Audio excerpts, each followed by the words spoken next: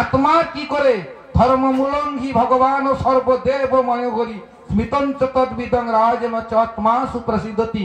আপনার আত্মার কল্যাণের জন্য আত্মার যে ধর্ম সেই ধর্মটাকে অবগত করবার জন্য আজকের এই এতগুলো কথা বা আজকের এই ভাগবতীয় অনুষ্ঠান।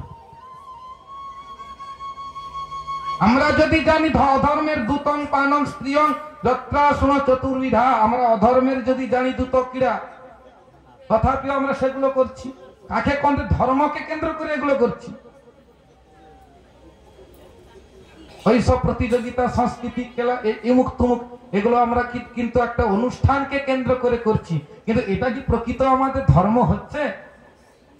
বলুন তো, একটা ব্যক্তি বুকে হাত দিয়ে বলুন না এ জগতের যে কর্মগুলা হচ্ছে সব ধর্ম হচ্ছে। একটা লোক বলুক বুকে হাত দিয়ে হ্যাঁ সব ধর্ম হচ্ছে।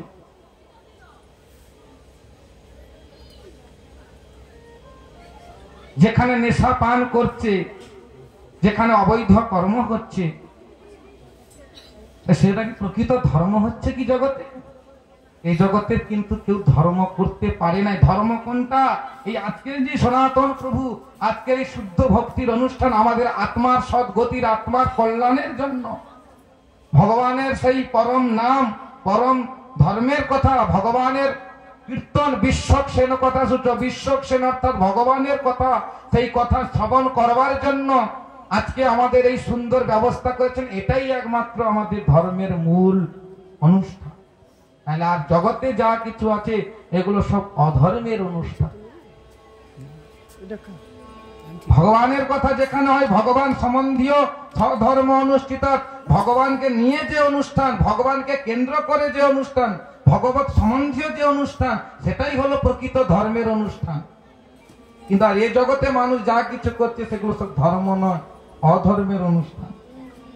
এই জন্য বলছেন আগে ধর্ম সম্বন্ধে আমাদেরকে প্রকৃতভাবে জানতে হবে। এক কান দিয়ে শুনলো আর এক কান দিয়ে বের করে দিয়ে তারপরের দিন থেকে শুরু হয়ে গেল, এটা কিন্তু নয়। এই জন্য প্রকৃত ধর্মটা আমাদের কি, সেইটা সম্বন্ধে আরো পূজ্যপাত মহাত্মাগণ আছেন, মহারাজগণ আছেন, আপনাদের সম্মুখে বলবেন। আমার এই ক্ষুদ্র বক্তব্য এখানে বিশ্রাম রাখলাম। রাত অধিক হয়ে যাচ্ছে তো। বাঞ্ছা কল্পতরুভ্যশ্চ কৃপা সিন্ধু